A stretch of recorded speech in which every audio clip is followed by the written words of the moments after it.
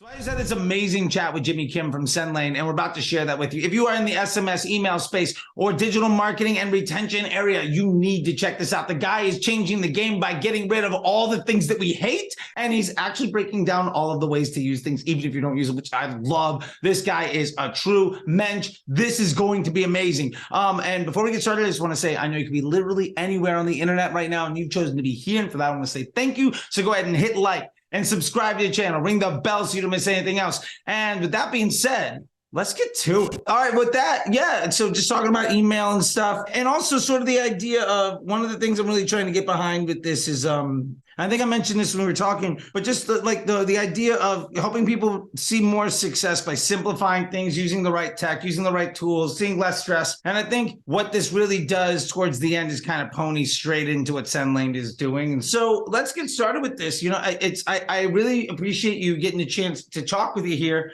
And, you know, what I'm really enjoying, one, I think we've been in an established space of sort of a few people at the top of where folks are seeing advice when it comes to email and SMS marketing. And I think we're also used to a few tools at the top that may or may not really care about the folks that are actually using them. And I'm a big believer in when there's a bit of a monopoly, there's a bit of a lackadaisical approach. And when people have to deal with legacy clients, they don't really move forward. And that's one of the things that really connected me with you. So one of the things that I loved when I got to see you talk at the Whaleys was when you were talking about the real world needs of clients in email marketing.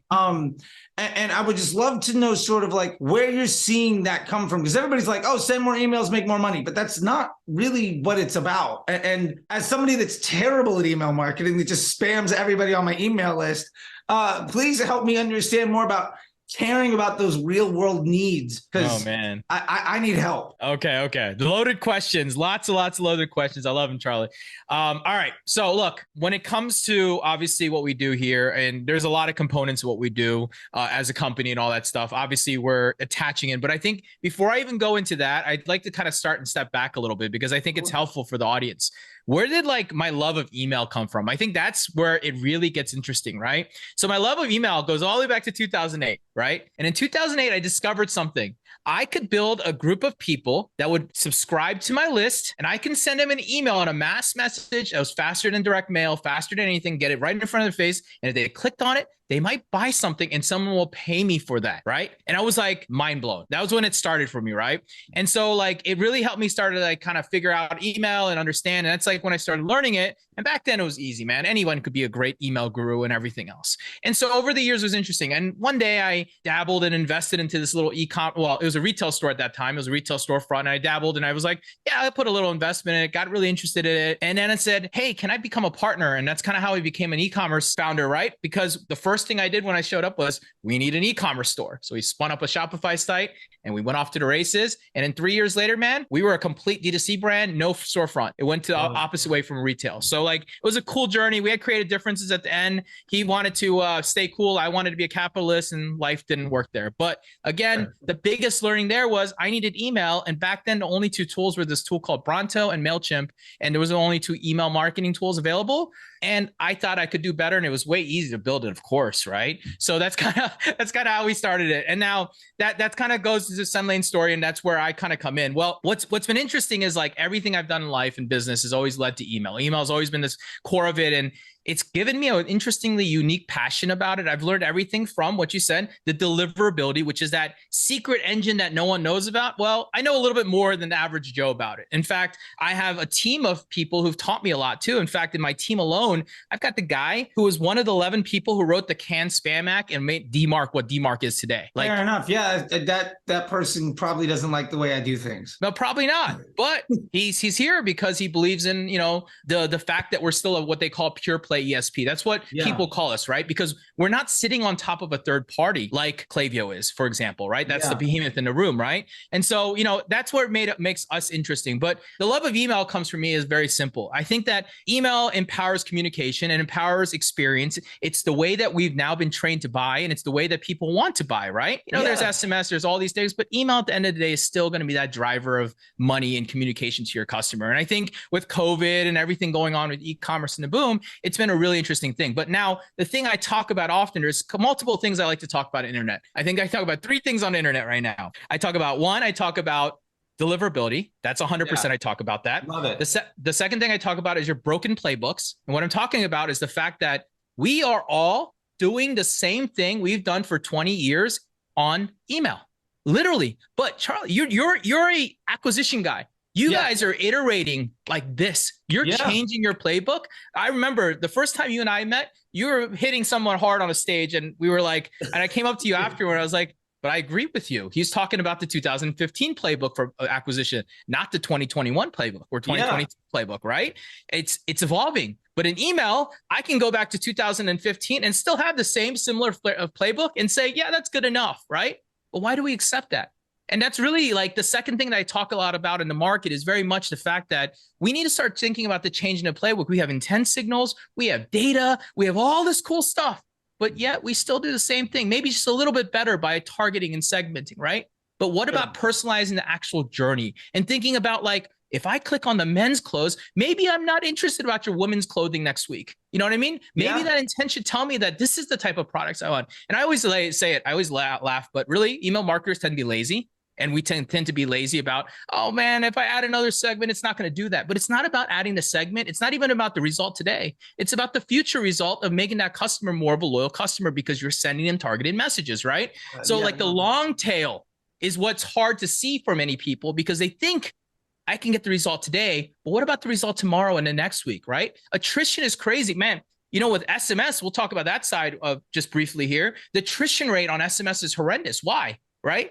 Because, well, think about it. You go to a site and you are forced to give a phone number to get a 20% off coupon. Sure. Spin the wheel, whatever it is. Yeah, whatever the heck it is. Well, no one doesn't want a discount, right? But you know what people can do? They can ignore you. They can unsubscribe after getting it. And it's really interesting because as many people pop and lead with these things, they get on the list. People don't ever do the one thing that I always think about, which is hygiene and cleaning. This goes back to deliverability point. But like, again, it's happening in SMS. We went all the way back to the batch and blast, and we didn't start evolving and start going, there's an intent signal. They're clicking on things about men's shoes, but not women's shoes. Maybe they just like men's shoes, like little things that we should be thinking about. And then the third thing I talk about in the market is unification. I believe the biggest thing in the market that's broken as a tech person is that there's too much. The stack is too big. We're all relying on integrations that actually don't do anything for most cases, or they do something that they're supposed to, but really because someone told them that's how you're supposed to do it, right? Yeah. I believe the stack's broken, and I believe that things need to be together because together allows data to merge and things to happen across the world, right? Yeah, you're preaching to the choir. I love it. 100%. Yeah. I think, you know, a triangle is the strongest shape, and most people are out there trying to market with a dodecahedron, and like you have no idea what is going on. You know what the worst part is? It's just the time that we're spending. Like, log into this app, that app, look at this thing. How do you know what's missing?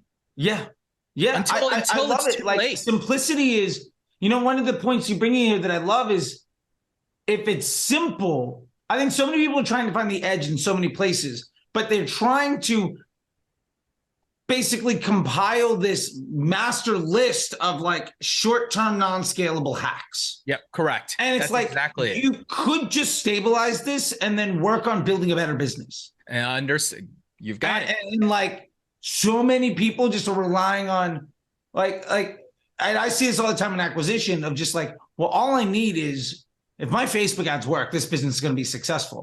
And like, I always tell people that's like going on the Shark Tank and saying, all I need is you. And they're like, why am I like, give me 100% of the business. Like, what am I even here for? Like, it's a waste of my time. Yeah. And I love that you're talking about that in email marketing. And something that you're saying is just like all these mistakes. I'm wondering, in the effort to maximize email marketing, what are some of the biggest pitfalls that like you're seeing way too many people do? I feel like it just leads right into what you were just saying. Yeah, you know, and this goes to that short-term mentality often, right? So there's a lot of pitfalls, but, you know, I think one of the things I said actually at the Whaleys was, you know, and I made that presentation specifically for that talk because it's the future that no one really realized in this market. And let me tell you why, okay? Everything in the world works in patterns. I believe in the world of patterns, right? And if I look back at e-commerce, I look at it as a very infant market. It's very new. It's very young, right? Yeah. Where the dot-com bubble was 10 years before, another 10 years before, other industries kind of rose, right? Well, the thing about e-commerce has been really interesting on email side has been two things. One, the data has always been pure on e-commerce because they haven't had third-party ingestion. They haven't had intent tools out in the market. They don't have all of these weird things. They didn't have spam bots back in the day. So data was always pure. So like e-commerce in general, deliverability has never been a problem, but it's changing because things are happening. Forms are ingesting. There's bots in the world. There's intent tools that people don't understand how to use. And I'm not here to pick on that one, but that's a great tool if you know how to use it. If you don't, you will destroy your business at the same time. Right. So like there is a whole thing, and that hidden layer is called deliverability. Right. And I always tell people, like, doesn't matter if you have the best tools in the world, the best copy in the world, the best brand, but if the person doesn't get the damn email, well, who the heck is going to read it and buy anything? Right. And that is something that I feel in this market, especially, people don't pay attention to, where they should be paying attention to. And some of these inflated stats that I see often, I'm always like, but what is actually happening in your business, and how much money are you leaving on the table simply by optimizing this little thing that should just be best behaviors that you're doing anyways in the market, which again, go back to the whole adage of I follow the old playbook, I don't want to change it. Right. Yeah. But the reality is if you simplified it, got tight on your segments, did the right things there, had the right flows and working, you are just as optimized if you would have gone versus hacking the thing and trying to attack every dollar and cent in the long run. It really doesn't make that much of a difference. And that's exactly what I'm talking about. It's like we try so much and worry so much of things that really don't make big on the business, where there's so many opportunities out there to do things bigger, right? Yeah. So and I totally agree with you. And to call myself out as somebody, I have this mentality of like, I will send every email to every person. If they block me, I don't care, because like whatever, they weren't going to buy. But it's like, I know that like I'm missing this awareness to purchase, the role of email marketing in the sales funnel. It's not just like buy now, never. Oh, you don't like me? You don't want me to come around again? Fine. Then you're dead to me. Yeah. And like, I know that I'm doing it wrong, but I also know it's not my core competency, and I'm just burning through stuff because, to be fair, I don't need that to work to be successful. But if I could make it work, I could do so much more. Yeah, absolutely. And that's what I'm saying. Like, and it's not, people overcomplicate it. Simplify. I always tell people, make it simple. It's not that confusing, right? Like the core basics of, we all got the same infrastructure there. It's when you start getting advanced that it gets confusing. So to your point, it's, I always say acquisition and retention need to work together like yin and yang, no matter what. All that hard work generating leads, and someone's got to take care of them, nurture them, and close them, right? Yeah. And I always think that's always an interesting thought. People don't think like that. They're like acquisition only or retention only, but you got to do both, right? Yeah. And in the Facebook ad side, I see the same problem. People say, well, this is a prospecting ad. This is a mid-funnel ad. This is a bottom funnel ad. And I always tell people, like, you don't know where that person is in your funnel. If every time somebody comes into your store, you treat them as somebody that has no awareness.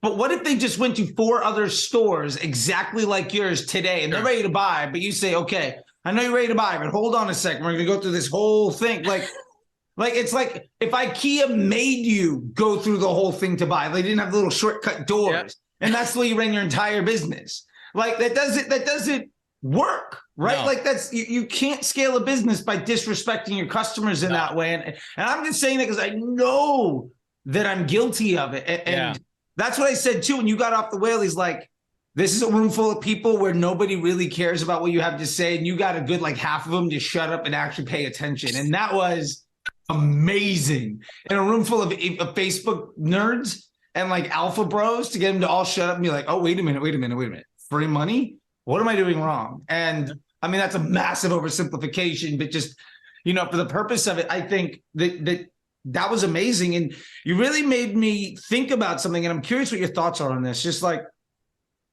with the idea of being so binary, of either this person that get the email address makes a sale or they don't. And some people are in a journey, and I've seen the nurturing and I've seen all that, but it's not.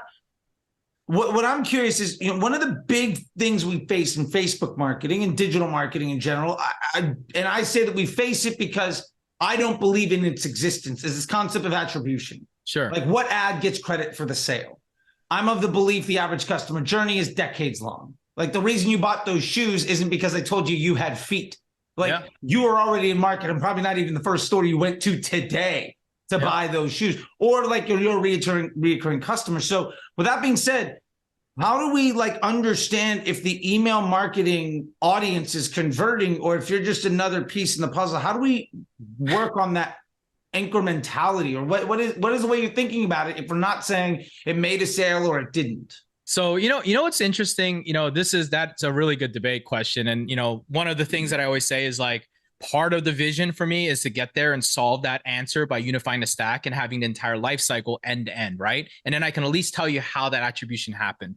Today, I always look at it very simple. Look, unless it's a click that occurs and someone clicks on your email or clicks on your SMS, you shouldn't get attribution. And it shouldn't be a very long window because, well, I always defer back to the human and say, when you click on email, how long does it take for you to look at the email to make the purchase? Usually it's right there or never, right? Yeah. Yeah. But why do we think that 30 days later, if they make a purchase, was because of your emails? I would say that you brought brand awareness, maybe that, but most likely it was probably the ad that deserves the credit. Yeah, I know that I get this is a shirt from Dandy Del Mar. Shout out to them. Whenever I get an email from them, I open it, even if I'm not going to buy. But like, I'm just always excited by like what's going to happen. Wicked Clothes is really good with that too. Last Crumb, I blocked them on this SMS because they need help. I love the product, but like they just annoyed the hell out of me. But like there was this part where I was excited about the email, even though I didn't want to buy, but there was something there where it was brand awareness. It was keeping it top of mind. It kept me excited about the brand. Correct. In a place where I might not have otherwise. Yeah, that's absolutely like, and your question originally was really around like, personalized journeys and getting really drawn. I think that it goes like this, right? You've got to use data no matter what. Like the world runs on data, and we've all got to be honest with ourselves and say like, you have to be like, if someone buys men's shoes, you have to assume that they are a man and they like men's shoes, right? Yes, I understand there's a gift. Yes, I understand all the arbitraries, but you got to take for the masses. I always tell people, focus on the 80%. Don't focus on the 20% edge cases. Focus on what the 80% are going to do and guide them along. They're telling you, and this is where the difference happens. Like you just said, taking them down the funnel. No, take them down the funnel, but then guide them down what they've told you they want to learn more about. It's what you guys do, right? They land on a certain page, you retarget them with a very specific ad, right? It's the same thing. If they're clicking on men's shoes, they should be landing on more things about men's shoes and getting ads and emails and SMS on men's shoes because they just told you that's what they want. Stop sending them kids' shoes and women's shoes. They don't care. Yeah, all the other things. I get it all. Like, especially if brands have like unisex products. Like, there's a bag company.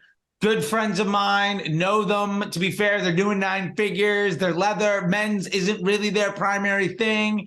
But I mean, I get shoes from them, although I get shoes from them, I'll put it that way. But I get constant emails about just like the women's bags. And I'm like, I've never bought a women's bag from you. Yeah. I've only ever gotten men's shoes of these specific sizes. Why am I seeing all of this? And I think that, what you're kind of getting around with this, and I love it, is sort of making that